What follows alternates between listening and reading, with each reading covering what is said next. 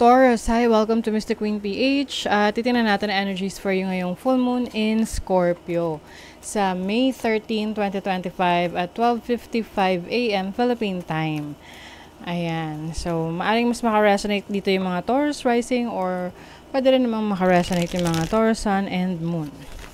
So, for you, Taurus, itong full moon in Scorpio is happening in your 7th house of relationships. So, maaaring magkaroon ng dramatic na ganap pagdating sa relationship mo. Kahit anong relationship to, no? So, pwede kasi itong romantic relationship, pwedeng sa family, sa friend, any close relationships. Pwede rin tong sa business partnerships ninyo. So, some of you may be letting go of a person, situation sa buhay mo that is no longer serving your highest good. Maari kasing nagkaroon ka ng clarity, no, sa gusto mong gawin sa buhay mo ngayon. You are also focusing on yourself, focusing on self-love, self-care, improving yourself. Maaring may nagbabago rin sa mga pananaw mo sa buhay. So, yung iyong mga decision ngayon ay ina-align mo sa kung saan ka mas mapapabuti. So, parang nagkakaroon ka na rito ng awakening. Ayan. And meron tong positive aspect sa North Node tsaka sa Saturn, which is in your 11th house of friendship. This is also about your community. So, maaring kung yung iba sa inyo parang nalilimitahan kayo sa mga bagay na pwede nyong gawin or gusto nyong gawin dahil sa relationships na meron kayo.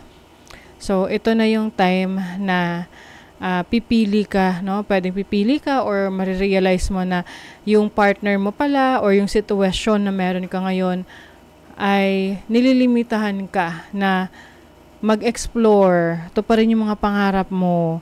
Meet new people. Kasi yung iba sa inyo maaring meron kayong karelasyon na medyo selosa, tapos yung may pagka-insecure sa mga ibang bagay na ginagawa mo or connected sa'yo.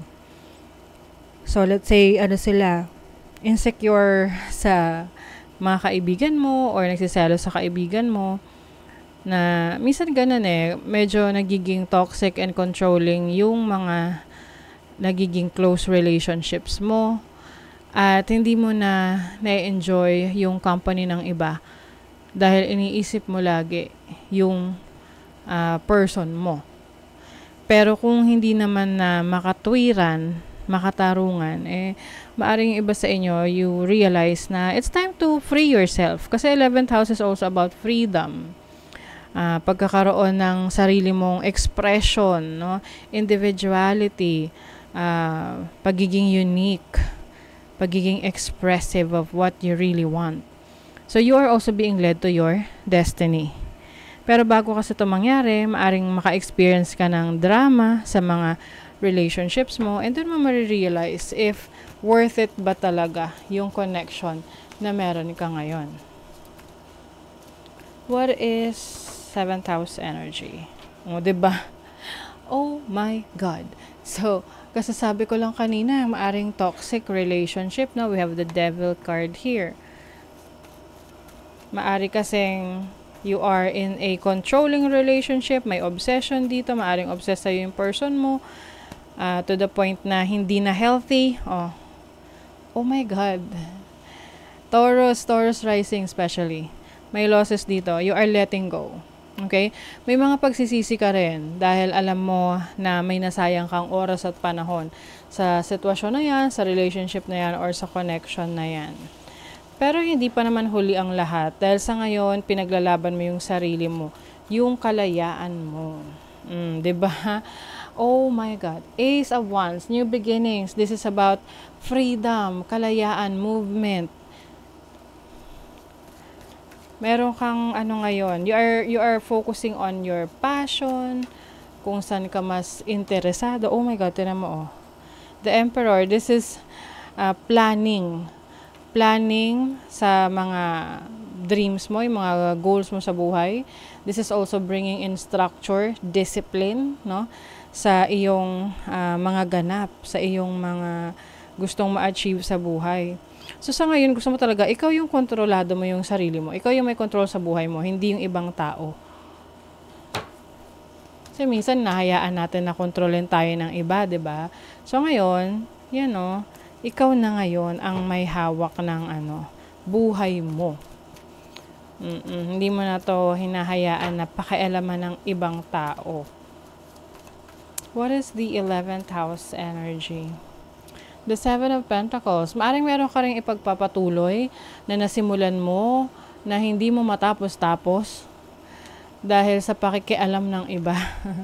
8 of Wands. Mabilis ang pag-arangkada ng iyong mga plano. The moment na i-align mo yung sarili mo sa mga goals mo, sa mga gusto mong ma-achieve pa sa buhay, you're also going to meet new people, new connections na merong parehong interest mo.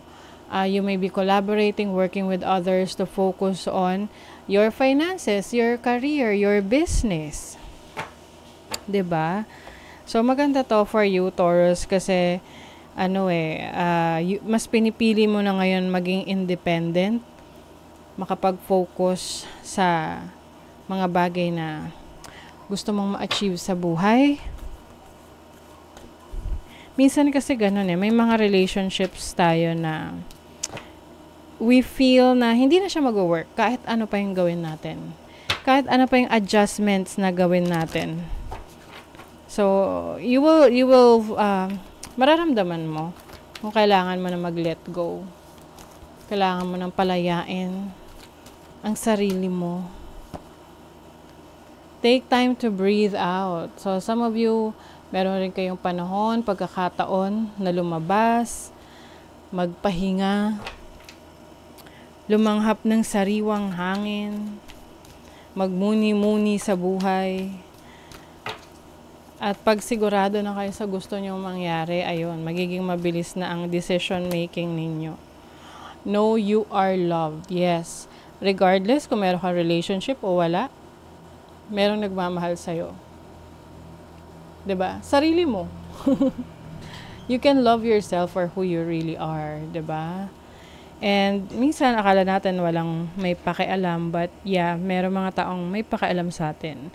Yung iba hindi lang sila expressive doon sa care nila, like for example, your parents, your friends, but there are people who loves you and cares about you.